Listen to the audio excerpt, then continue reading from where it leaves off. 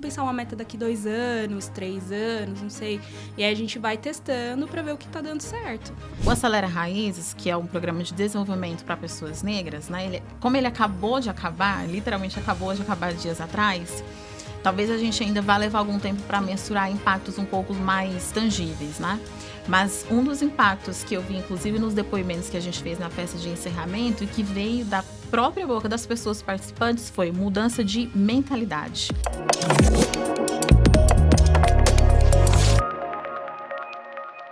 Bem-vindos a mais um Storm Talks, seu podcast sobre inovação aqui da Seguros Unimed. Hoje é uma pauta só feminina aqui do meu lado. Eu deveria sair dessa mesa, porque só tem mulheres na mesa. Tô me sentindo até incomodado. Mentira, gente. Seja bem-vinda, meninas. Tudo bem? Marina, Oi, seja bem-vinda mais uma vez. Obrigada. Vai ser muito bom, vai ser top. Vamos lá. Mais uma vez aqui com a gente, Gabriele Douro. Seja bem-vinda. Oi, gente. Mais uma vez, um prazer estar aqui. E nossa ilustre convidada, Arlane Gonçalves. Seja bem-vinda, Arlane. Tudo bem? Tudo bem, é um prazer estar aqui com vocês. Obrigada pelo convite. Falar de um assunto aqui, primeiramente a gente falando de inovação, e tem várias pesquisas que falam que inclusão e diversidade aumentam a inovação nas empresas, que ajudam as empresas a aumentar a rentabilidade, mas qual que é o caminho para a gente levar isso a sério, Arlane? Pergunta difícil, né? Pra gente começar aqui a aquecer esse podcast. Aquecer o podcast, você começou com algo bem light, né? Qual que é o caminho? Eu diria que o primeiro passo é a gente começar a conscientizar as pessoas. Elas precisam ter a noção de que isso é uma necessidade, não é um capricho, né? Porque muitas vezes a gente acha ou a gente trata esse tema como se ele fosse algo paralelo, assim, à organização. Não faz parte da organização, é algo que a gente só vai fazer se a gente tiver dinheiro, se tiver sobrando e se tiver gente a fim de fazer alguma coisa, né? Ou ainda pior, né? Quando vira uma pauta do marketing. A gente precisa para Sim, sair em alguma matéria. Para sair bonito na foto. Para PR, né? E tal. Sim, é sim. pior ainda. Mas olha, por exemplo, eu estava vendo uma matéria hoje que fala da grande escassez de talentos que a gente tem no Brasil, especialmente na área de tecnologia, e que vai aumentar muito mais nos próximos anos. Como que a gente preenche isso? Olha, se grande parte da população, por exemplo, se a gente fala da população negra, que é 56%, tá massivamente fora do segmento de tecnologia. Mulheres são apenas 35% do segmento de tecnologia, sendo que elas são 52% da população. Aí você começa a fazer essas matemáticas, do tanto que esses grupos estão de fora. Investir em diversidade é uma das ferramentas que a gente tem, por exemplo, para suprir esse gap na área de tecnologia e em tantas outras que a gente precisa ter mais talentos disponíveis, né? Então é isso, acho que o primeiro passo é a conscientização de que é uma necessidade das empresas, do mercado, da sociedade como um todo. E depois começar a fazer ações específicas, que a gente chama de ações afirmativas, né? Ou seja, a gente começa a notar a falta de mulheres na liderança, a falta de pessoas com deficiência na liderança e tantas outras questões que tem dentro das organizações, assédio, desrespeito e assim sucessivamente. A gente precisa fazer ações específicas, investimentos específicos para sanar esses gaps. Que é a mesma coisa que a gente faz em qualquer outra área. Descobrimos que estamos vendendo menos na região Nordeste, a gente investe mais na região Nordeste. É a mesma lógica, não muda nada. Então, é por aí que a gente começa a fazer essa transformação. Vocês já têm alguns programas, né, lá na Seguros. A Arlane é consultora de vocês. Está aqui com a Marina e com a Gabi, que são lá da Seguros. Como vocês estão fazendo para implementar, né, trazer essas ações, como que está sendo recebido e qual que é o impacto hoje na empresa já? Quer começar, Mar? Vamos lá.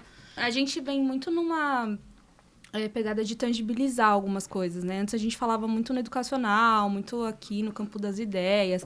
A gente começou a trazer mais para o intencional, para a prática. Então, a gente desenvolveu, por exemplo, programa de mentoria feminina. A gente percebeu um gap lá, que a gente tinha menos gerentes mulheres do que gerentes homens, sendo que a maior parte da população da Seguros Unimed é composta por mulheres.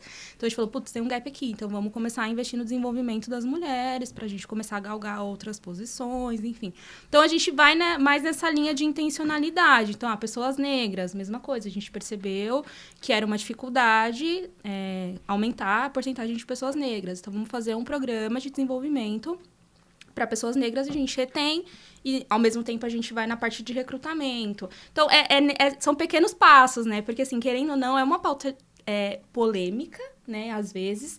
Então, a gente tem que ir galgando aos pouquinhos. A gente faz uma meta anual, não deu certo. Vamos pensar uma meta daqui 2 anos, 3 anos, não sei. E aí, a gente vai testando para ver o que tá dando certo. Mas, assim, falando de impacto, a gente percebe, assim, por exemplo, a mentoria feminina. A gente já tá colhendo os frutos da mentoria. Então, mulheres que estão sendo promovidas, estão sendo olhadas, a gente tá dando essa visibilidade. O próprio Acelera Raízes também, a gente também vem falando muito sobre visibilidade. Eles amaram o conteúdo, assim.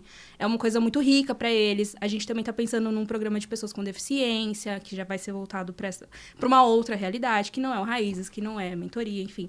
Mas é isso, eu acho que quando você bota intenção, é diferente. Porque só falar ou fazer um post ou não sei o quê é muito fácil, né?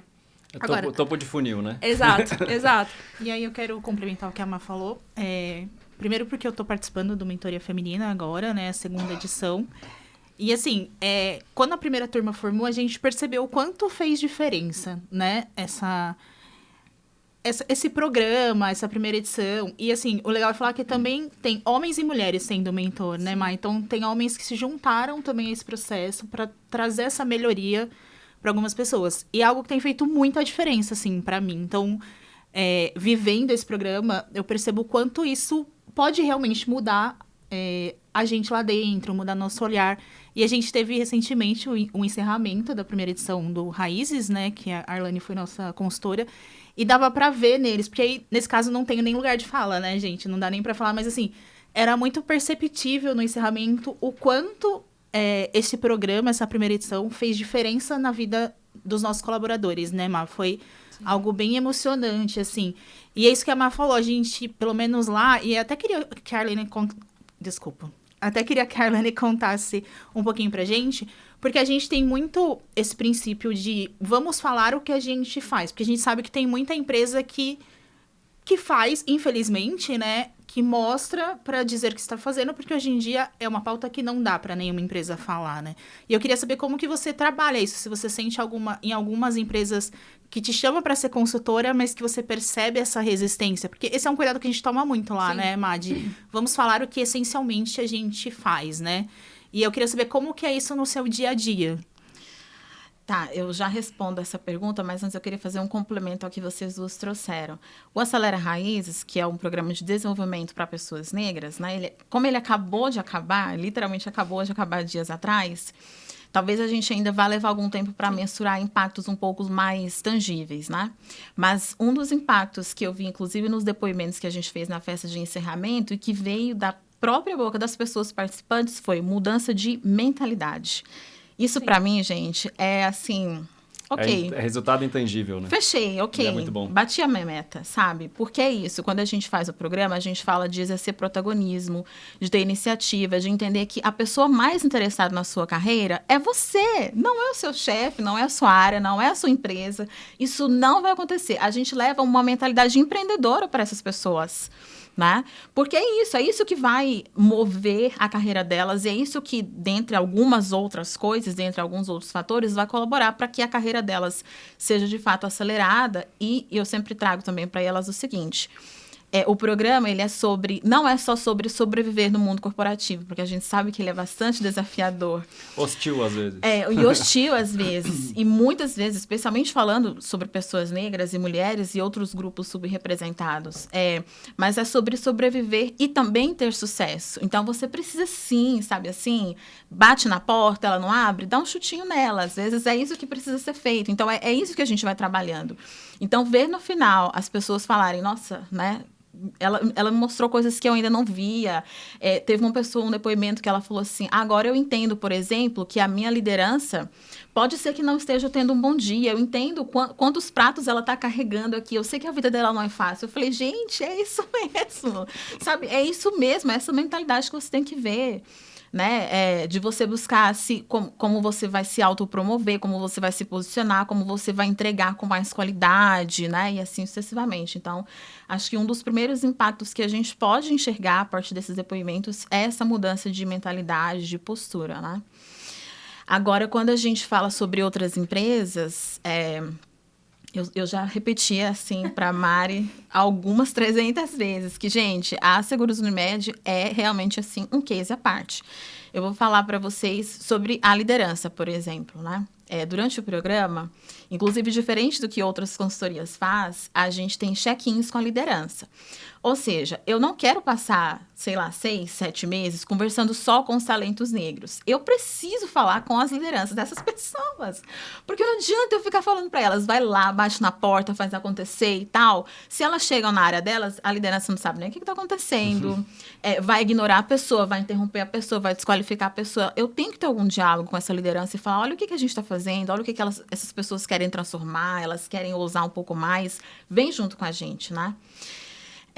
E o que sempre acontece na maioria das empresas, os programas, os encontros que a gente tem com as pessoas participantes são sempre muito, assim, afetuosos. As pessoas participam, elas fazem perguntas, elas compartilham experiências.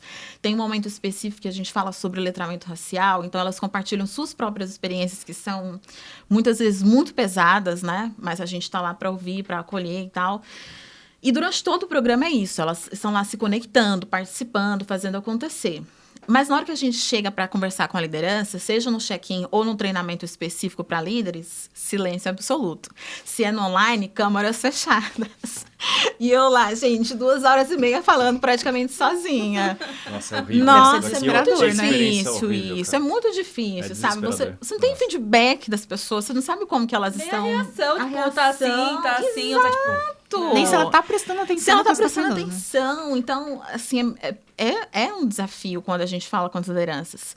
Nas outras empresas, gente, Seguros Unimed, outro cenário, assim. Primeiro Todo mundo dentro. Outro cenário. Primeiro que o check-in com a liderança era de meia hora. Não, ela não fazia de 1 hora, porque eles vão querer falar. Câmeras O ligadas. pessoal gosta de falar lá, né, Mar? Adoro. Pessoal participativo, participando no chat, falando. E mais do que isso. Na área de diversidade, a gente usa muito uma palavra que é aliado. Aliada. Ah, como ser aliado, como ser aliada, né? E eu sempre levo uma provocação para as empresas. Eu falo assim, gente, aliado parece que é uma posição muito passiva. Sabe quando alguém fala para mim, eu sou aliado de uma causa? Me dá a impressão que a pessoa vai chegar assim pro lado e fala, ok, pode passar. Pode ir. Eu tô abrindo um espaço para você. Cara, sabe? muito bom, eu nunca tinha pensado Essa nisso. que me dá a impressão quando você fala que é aliado, né? Você tá deixando alguma coisa acontecer. Mas eu sempre trago também em conjunto uma outra provocação para as pessoas deixarem de ser aliadas e serem agentes de transformação. E isso, para mim, é a postura da liderança da Seguros Unimed. Gente, assim, as pessoas falando, não, eu quero fazer... Arlane, eu quero treinamento. Arlane, eu quero fazer acontecer. No fechamento do programa, gente, era dia de fechamento, era dia 31 de outubro. A sala estava cheia de líderes. E eles faziam questão de estar ali, estar com o Sim, colaborador, né? participando, conversando. E aí eu pedi para eles darem um feedback para as apresentações e eu sempre falo, gente, dá feedback elaborado, vai lá, faz anotação, né? E nas outras empresas não é muito isso que acontece. Às vezes é um feedback pro forma, né? Lá não, gente, elaborado, sabe, assim, anotaram, trouxeram considerações, pontos de melhoria, assim, é um outro cenário. Então, para mim, realmente, vocês têm sido um case à parte, é um case que eu falo para os outros clientes, assim, gente, ó, a Seguros Unimed faz assim. Mas assim, até trazendo um pouco do programa, toda vez que acabava um encontro, a Arlane, ela fazia um toolkit, né, com tudo que foi apresentado ali naquele dia e mandava para a liderança. Daí eles sabiam exatamente o que estava sendo tratado, como que foi o encontro, né, ela dava dica de leitura, de podcast, enfim. E aí todo mundo falava, meu Deus, que incrível, você tem que compartilhar isso com a área, assim, sabe? E era muito legal, porque tinham 40 pessoas participantes, mas tinham muitas outras que estavam sendo impactadas indiretamente, assim, as áreas que estavam se interessando por aquilo, que estavam querendo se letrar, que estavam querendo entender. Até as próprias pessoas participantes, assim, naquela aula de letramento racial, ficaram assim, meu Deus, eu nunca tinha pensado nisso. Ou pessoas negras que vivem isso todos os dias, enfim. Então, foi muito legal, assim, foi muito, muito emocionante. Você tocou num assunto de empreendedorismo. E você estava no mundo corporativo e resolveu empreender. Por que você resolveu empreender? Conta pra gente. Porque eu acho legal contar essa história para inspirar outras pessoas. E a gente fala muito de intraempreendedorismo. Na verdade, você pode empreender também com a segurança de estar com o CNPJ já consolidado te ajudando. Então é super importante ter outras histórias inspiradoras. Conta a sua pra gente. Então, eu venho de uma família... Meu pai foi servidor público, né? Então, passou uma vida inteira dentro da Previdência Social, trabalhando no antigo INSS e tal, né? E desde muito cedo falando pra mim que eu tinha que estudar para passar em concurso. Na verdade, ele fala isso pra mim até hoje, né? Sempre... Saiu um concursão esses dias do governo, não foi? Que era um concursão assim, sei lá, não me lembro exatamente o que. Ele manda mensagem, aliás, você vai fazer... Pai, pelo amor de Deus. Até hoje ele fala isso pra mim. E embora eu nunca tenha sido muito fã da ideia de prestar concurso, eu entendia pra mim, gente, assim, a vida seria CLT. E quando eu via outras pessoas empreendendo, ou mesmo falando para mim sobre empreendedorismo, eu pensava uma coisa. Eu pensava assim, eu jamais daria conta disso, porque eu acho que é um fardo muito pesado. Como que eu vou carregar sozinha uma marca? Eu tenho que, tipo assim, me destacar no mercado o suficiente para as pessoas olharem para mim, me contratarem de novo, falarem bem de mim. Eu jamais daria conta disso. Fora o que tá para baixo de você também, todos os funcionários, contabilidade. Sim. Cara, são duas montanhas para mover, né? Sim, exatamente. Como que eu vou fazer isso? Para mim parecia algo, assim, De outro planeta, quase que impossível, né? E beleza, segui a vida no mundo corporativo, sou de Goiânia, fui promovida de Goiânia para São Paulo, vim para cá, passei por algumas áreas dentro do mundo dos negócios. E, eventualmente, ali em meados de 2020, 2021, eu estava fazendo uma transição da área de inteligência de mercado para RH e eu já estava me sentindo bastante sufocada por diversos desafios do mundo corporativo. Uma coisa que eu sempre gosto de ressaltar é, gente, o mundo corporativo ele é desafiador para todas as pessoas. Eu não imagino alguém que acorde um dia e fala assim, nossa, minha vida tá tão tranquila, eu tô ganhando dinheiro demais, seguros Unimed mais zona.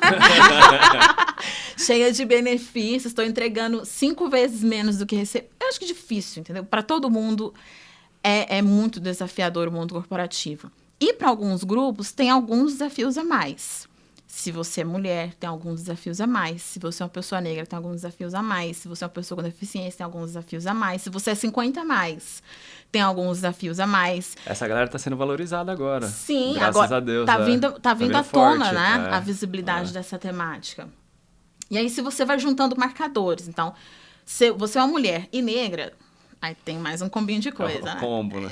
Vai juntando esses combinhos. Então, para mim, foi juntando esses combos de desafios e até que chegou um momento que a minha saúde mental estava muito comprometida. Eu comecei a avaliar, gente, o custo de sobreviver e de tentar ter algum sucesso aqui dentro desse mundo.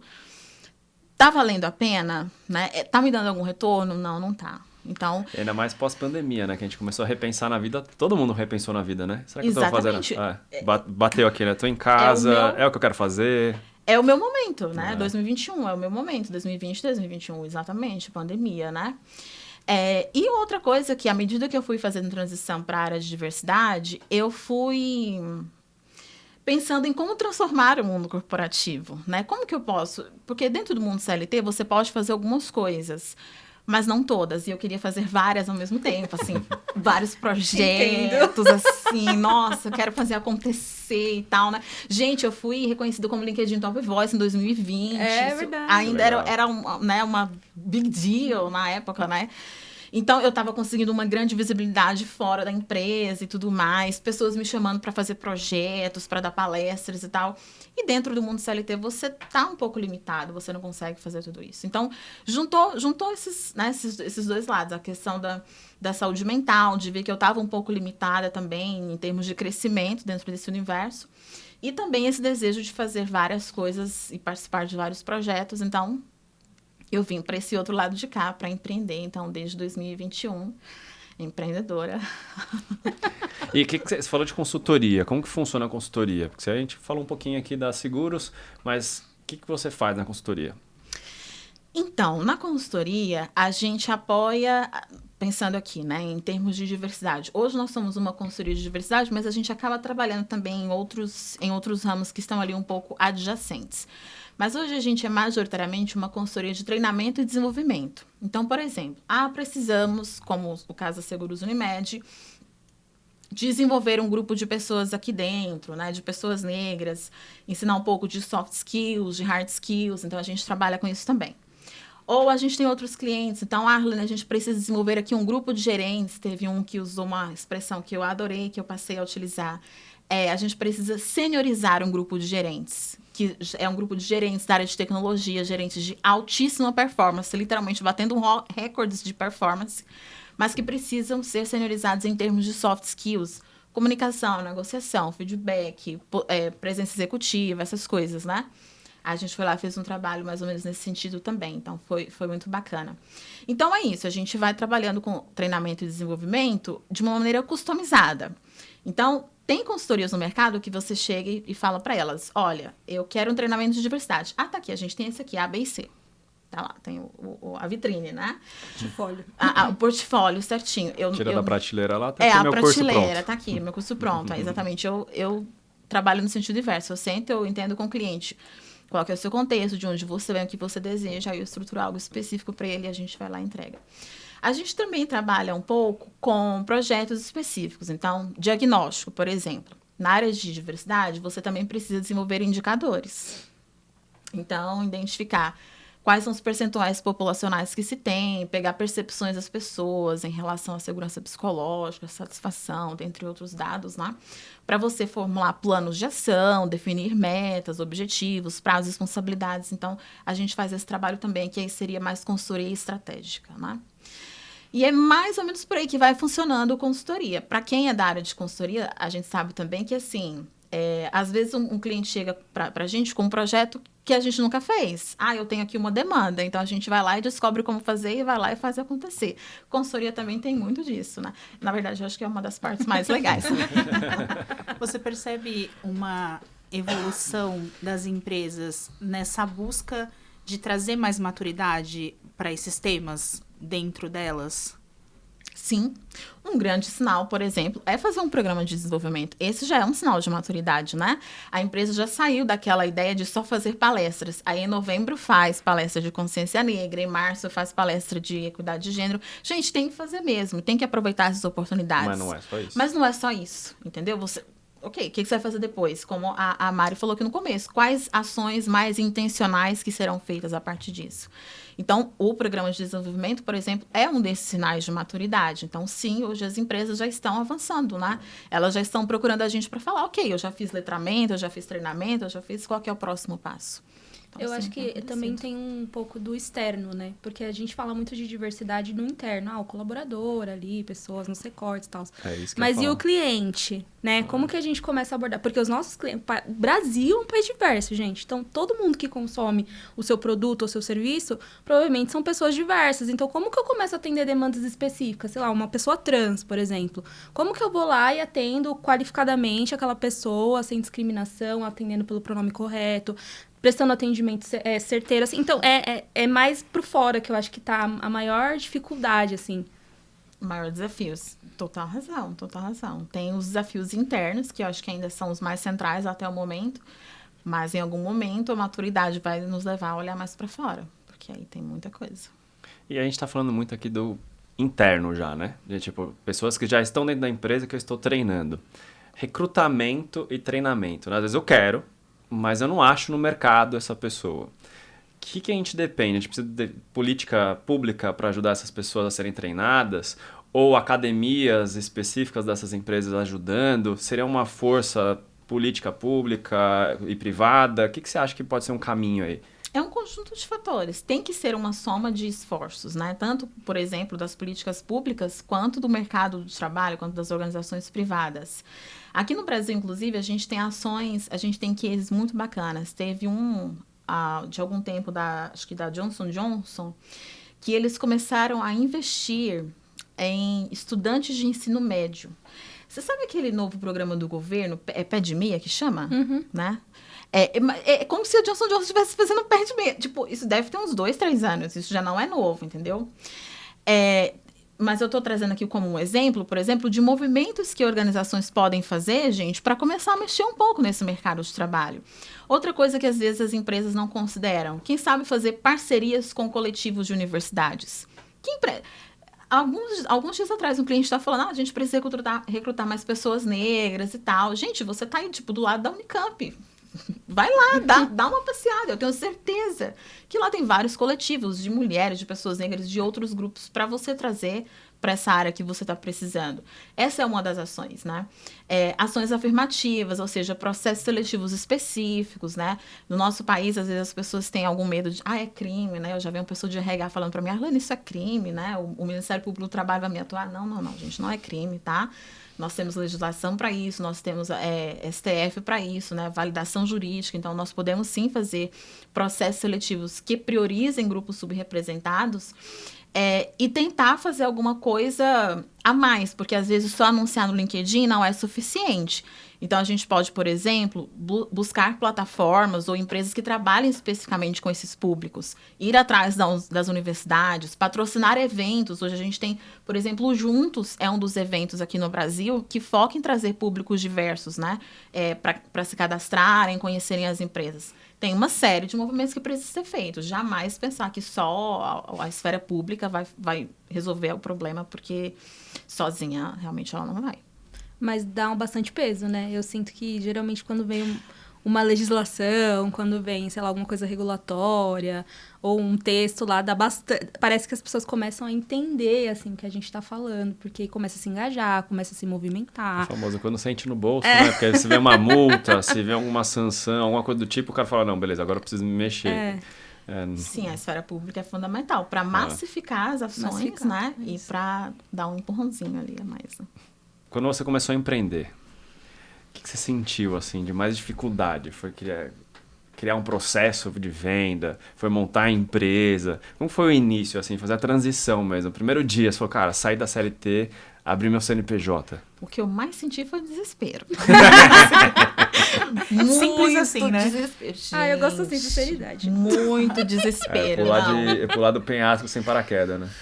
Gente, assim, eu não tenho uma família para me sustentar, muito pelo contrário, eu sou a pessoa que apoia a minha família, né? Eu não tenho, sei lá, marido ou alguém, não, a Arlane tá aqui, enquanto vocês... Não, gente, sou eu. E eu comecei como eu comentei, eu vim de uma mentalidade CLT, então eu não me planejei, e eu tô falando isso aqui, futuros empreendedores, não façam como eu fiz, tá? Dica. Não façam o que eu fiz. Façam o que eu falo, não o que eu fiz. Eu não me planejei, por exemplo, vou guardar dinheiro aqui uns 2, 3 anos para empreender. Não, gente, foi assim, de supetão, né? Eu saí do mundo CLT para prestar serviço, né, como PJ, mas para uma outra empresa. Essa parceria não deu certo, e aí foi 6 meses depois que eu me vi... Triste, assim, desolada, né? Nossa, desolada. O que eu vou fazer agora? E aí que eu comecei, e aí eu olhei, né? Volto para o mundo corporativo? Não quero voltar para o mundo corporativo. Eu já aprendi várias lições. Eu estou satisfeita com as lições que eu aprendi. Já foi suficiente esse test drive. Foi suficiente. Por agora eu estou satisfeita. E aí eu vou empreender, mas e como que eu vou empreender? Eu não tinha um plano. E eu comecei... assim, aí nesse momento entra o networking, né? Várias pessoas, gente, começaram a me apoiar. E, várias pessoas que eu não esperava, tá? Inclusive, daquelas que eu esperava... Nada. Não veio, não aconteceu. É inacreditável como essa história é recorrente. Cara, eu ouço muito sobre isso Exatamente. também. Muito. Então, o network que eu tinha feito, assim... Que bom, sabe? Graças a Deus, graças a mim. Fiz muito networking enquanto estava no mundo CLT.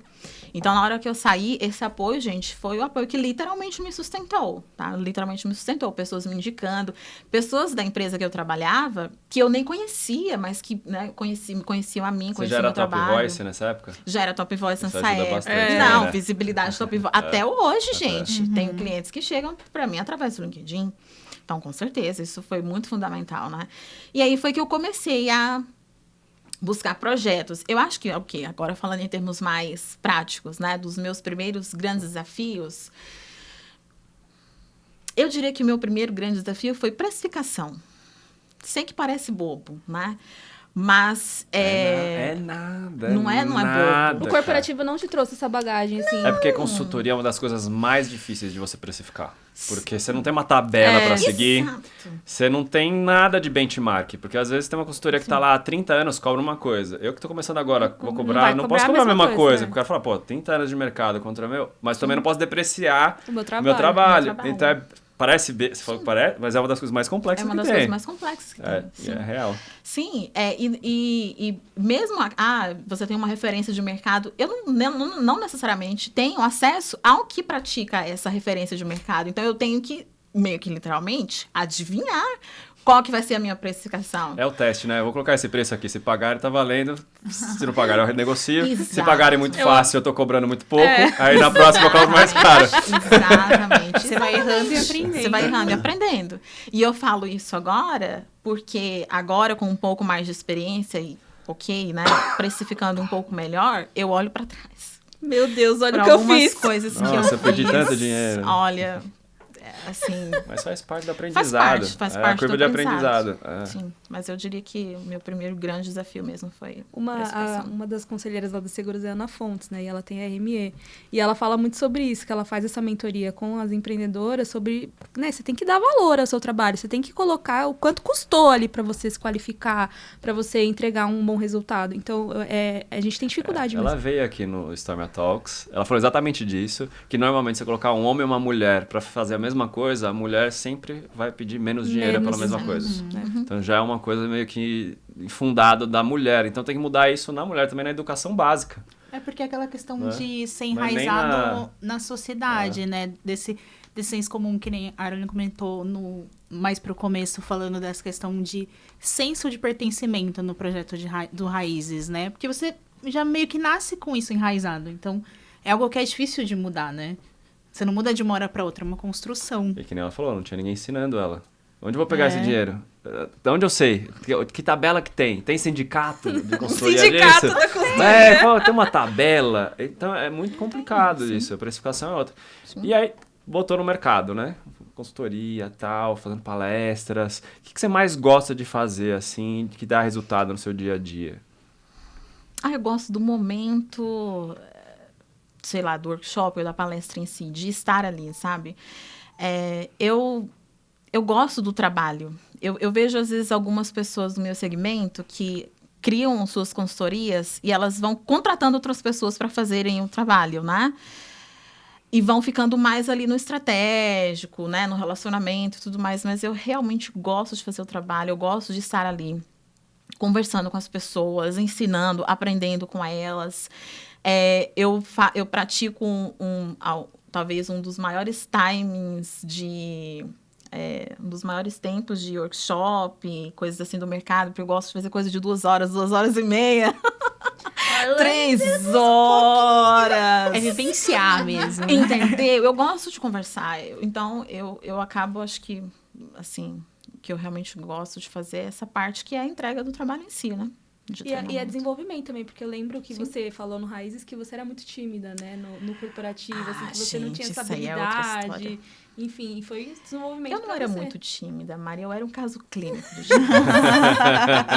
Gente, eu contei no Acelera Raízes que no meu primeiro emprego privado lá em Goiânia, na minha cidade natal, eu fui contratada e o meu gestor, gente, maravilhoso, assim, ele falou 90% da entrevista, um dos melhores gestores que eu já encontrei até hoje.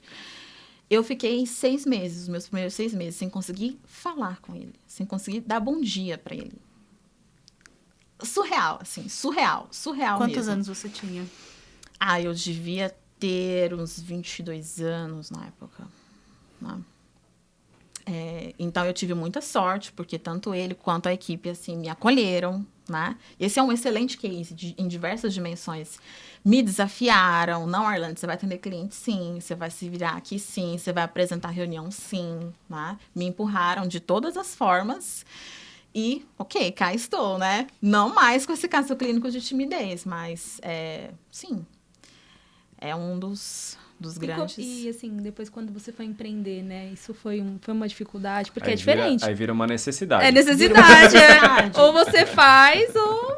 Sim, nossa, gente, porque é isso, você tá negociando com a pessoa, você tem que, né, ir lá se apresentar, olhar no olho, e às vezes ainda é um desafio, não é como se eu tivesse lá, virei totalmente essa página, não, às vezes ainda é um desafio, sabe? Mas no começo, eu acho que um fator que me ajudou muito, muito nesse aspecto foi o mundo virtual, né? Mundo virtual, LinkedIn Top Voice, então tem uma visibilidade que já veio aí para mim nesse processo, me ajudou um pouquinho, as pessoas já me conhecem, já me respeitam com alguma consideração ali, né? Então já me ajudou um pouco também. Mas sim, foi um desafio, às vezes ainda é. E outra coisa, pra quem não sabe, a Arlane foi minha professora. Eu fiz um curso de diversidade e inclusão, há, sei lá, uns 2 anos atrás.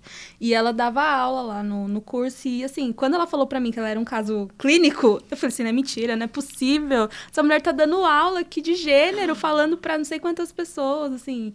E, cara, parabéns. Transformação. Transformação. Agora, falando de transformação, aquela lista que eu sempre peço, né? 5 coisas principais que as pessoas erram no mundo corporativo sobre diversidade e inclusão. Os 5 principais erros. Tá, 5 coisas. Primeiro, falta de conhecimento, tá? Sobre tudo, gente. Sobre os fenômenos que afetam o mundo do trabalho, sobre os desafios que a gente tem, as diferentes nuances que esses desafios afetam as pessoas, falta de conhecimento. Outro erro, outro equívoco, falta de intenção de buscar as coisas. A gente precisa de ter intenção em tudo que a gente faz no mundo corporativo, buscar conhecimento, entender cenários, fazer análises, nos relacionar com as pessoas, né? Quando a gente fala da pauta de diversidade, falta um pouco disso. As pessoas meio que acham que as coisas vão acontecer ou vão se transformar naturalmente. Nunca foi assim e também nunca será assim, né? Outro erro, achar que a pauta de diversidade é uma coisa... Modinha. Modinha, mas não é nem só isso. É algo que vai acontecer na base do voluntariado. Essa é uma prática muito comum nas empresas e que faz parte da jornada. Por exemplo, você formar grupos de pessoas voluntárias que estão ali se engajando, conversando, pressionando a empresa, tal, né? Mas pessoas voluntárias, e sendo elas a maioria de pessoas em cargos de não liderança, elas não vão transformar a estrutura da organização. Elas não têm nem sequer poder de decisão, de influência. O que elas vão poder fazer? Um evento, um post nas redes sociais? Não dá para responsabilizar essas pessoas. Não dá para responsabilizar essas pessoas. Não é assim que funciona, tá? Então, esse é outro dos grandes erros que várias das lideranças acabam cometendo. A parte do voluntariado é importante, mas ela não é a única coisa. Você acha que o voluntariado influencia, né? Faz o papel de influenciar, de tentar fomentar, mas assim, não resolve os problemas. Não... Sim, de demonstrar necessidade, né? De pressionar as pessoas. A palavra é pressão mesmo, né? Mas, enfim, só isso não consegue trazer as mudanças que a gente precisa. E conectado a isso, eu diria que o outro fator é falta de investimento. Né? Todas as coisas dentro das empresas precisam de investimento. Todas elas precisam de budget. A gente vai lá, faz o orçamento anual, né? Define as coisas e tal. Define para onde que vai tanto, e assim sucessivamente. Diversidade também. Não é algo que vai acontecer sem orçamento na base do voluntariado. A gente precisa de dinheiro. Precisa de dinheiro, precisa de gestão, precisa de todas as ferramentas corporativas que a gente tem. E a última coisa que eu diria, assim, numa lista muito otimista, talvez, mas muito sucinta, melhor dizendo, eu vou me basear numa pergunta que uma diretora uma vez fez para mim. Ela falou assim, Arlane, quando que vai acabar? Quando que vai acabar esse negócio de ter área de diversidade? Quando vai acabar? Essa pergunta é o 5º erro já. Já nem devia ter feito. Quando vai acabar? Eu falei para ela, então... No dia que o Congresso Nacional for 52% de mulheres, 56% de pessoas negras e se manter assim, de maneira orgânica, que o STF também se manter assim, de maneira orgânica, que o jurídico brasileiro também se manter assim, o executivo brasileiro também se manter assim, de maneira orgânica, ok. Aí talvez a gente chegou no final dessa conversa. Mas até lá, tem muita coisa para fazer. Ela não gostou muito da resposta. Por que será, né? Mas é isso, né? De achar que tem um fim, gente. Não tem, eu acho que a gente pode olhar para a área de diversidade muito como a área de sustentabilidade. A área de sustentabilidade também veio de movimentos sociais, dos movimentos das pessoas ambientalistas, né, demandando que as organizações se movimentassem. Aí que foi sendo institucionalizado, foram sendo criadas áreas, pessoas se profissionalizando, né, criando processos e assim sucessivamente, e virou o que é hoje. Eu vejo a área de diversidade muito nessa linha também. E muitas vezes elas estão ligadas, né? Tem Lá na empresa Seguros ligada assim, uma com a outra. Uma com a outra. E faz Sim. total sentido. Faz total sentido. Porque assim, lá na Seguros, diversidade é um tema material. Então, a materialidade, a gestão dos temas, é a área de sustentabilidade geralmente que faz. Então, acaba que a gente faz gestão do tema e dos outros e faz as coisas acontecer ali.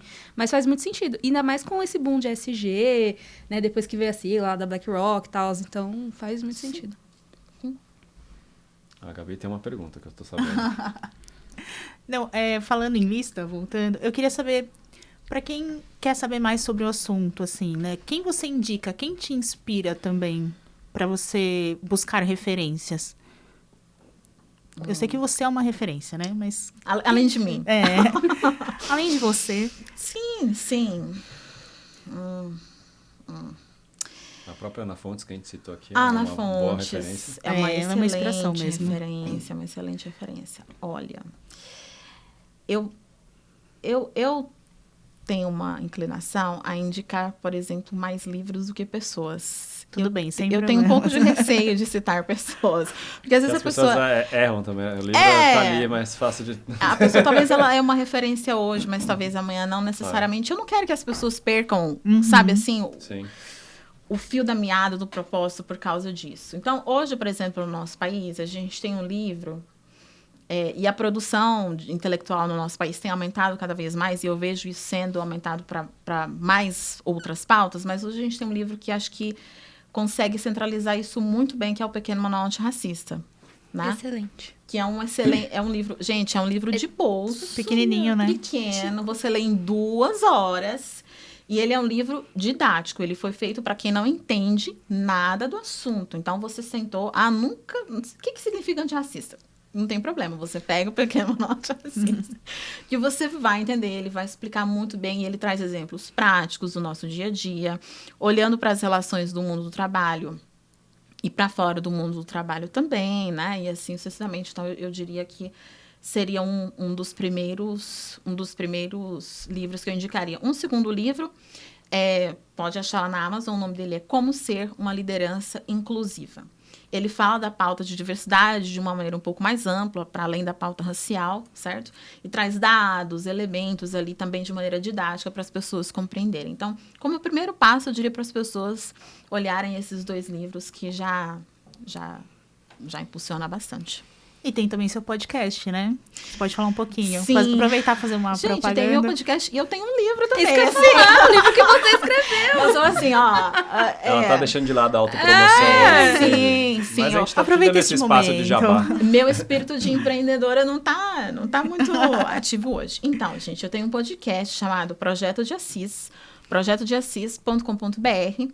Mas eu recomendaria, inclusive, que você leia primeiro o Pequeno Manual Antirracista e depois você ouça o podcast. Porque ali eu tô um pouquinho brava naquele podcast. Um pouquinho... Uma pegada mais... Ele é um Exaltada. podcast...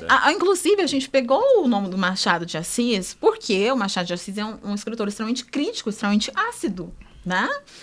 Um dos maiores escritores brasileiros. Inclusive, que esconderam a cor para que ele não tivesse esse escritor preconceito, negro. né? Exatamente, Machado de Assis Inclusive, é esse case negro. eu acho maravilhoso, assim, né?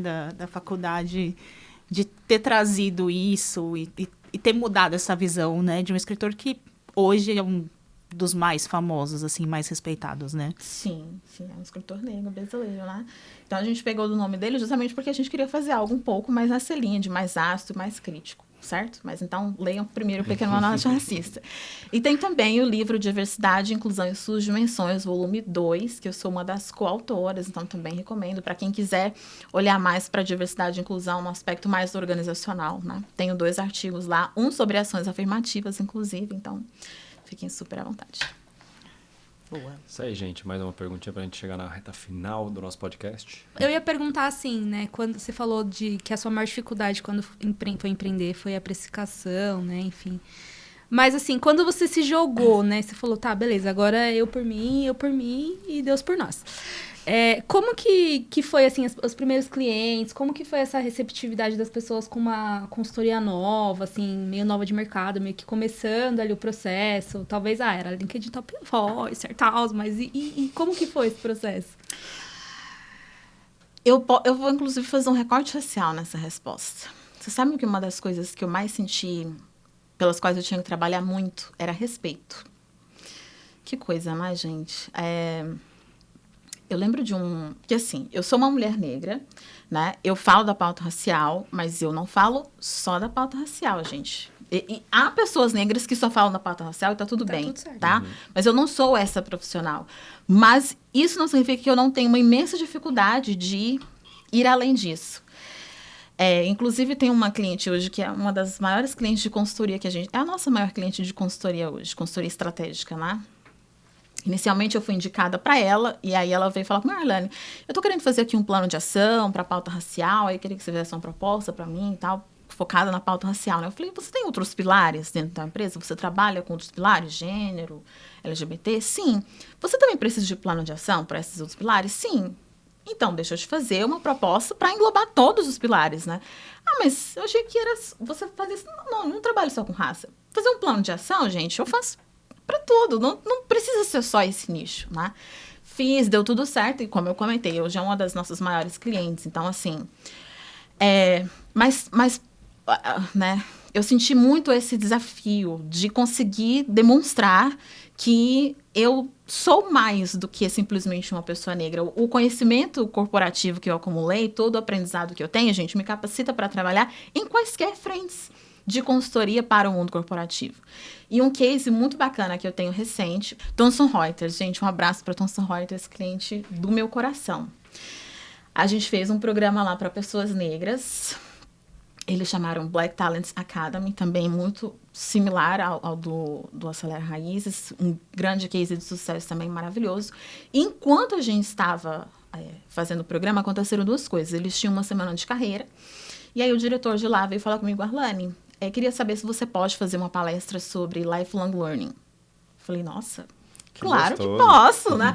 Lógico que posso. A gente fez uma em português e outra em espanhol. Falei, claro que eu posso. Fomos lá, entregamos. Aí passou um tempo, ele falou assim, Arlane, eu tenho um grupo... Aí ele é o case do grupo de gerentes, né? Eu tenho aqui um grupo de gerentes que é de altíssima performance, mas que precisa ser seniorizado em soft skills.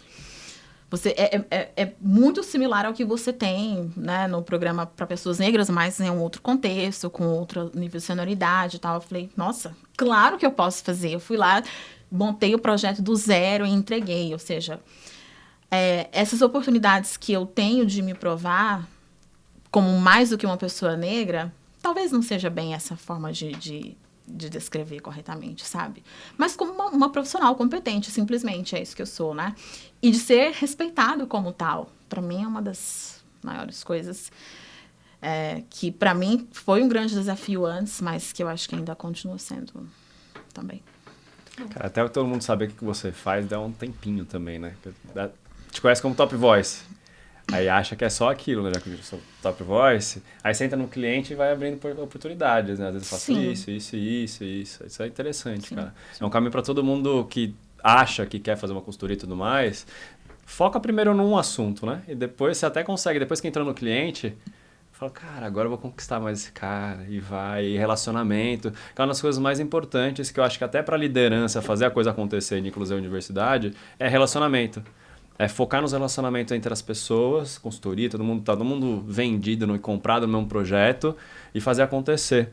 Então, obrigado pela sua presença aqui hoje, foi incrível. Uma pauta super latente, importante, que ela é contínua, né? Não pode ser um processo, ela tem que ser contínua. Não é que nem sustentabilidade. É isso. O SG... Né? Tão famoso, que a gente só fala a gente fala muito, a gente já falou de governança algumas vezes, de dados aqui. A gente fala um pouquinho do social, meio ambiente também. Então, para não ser só um papo de marqueteiro, a gente fazer as coisas acontecerem de verdade. Obrigado, Arlane. Eu que agradeço, foi uma conversa maravilhosa com vocês. Obrigado, meninas. Muito obrigada, foi Obrigada. excelente. Para você que gostou desse episódio, deixe seu like, seu comentário, compartilha com seus amigos e até a próxima.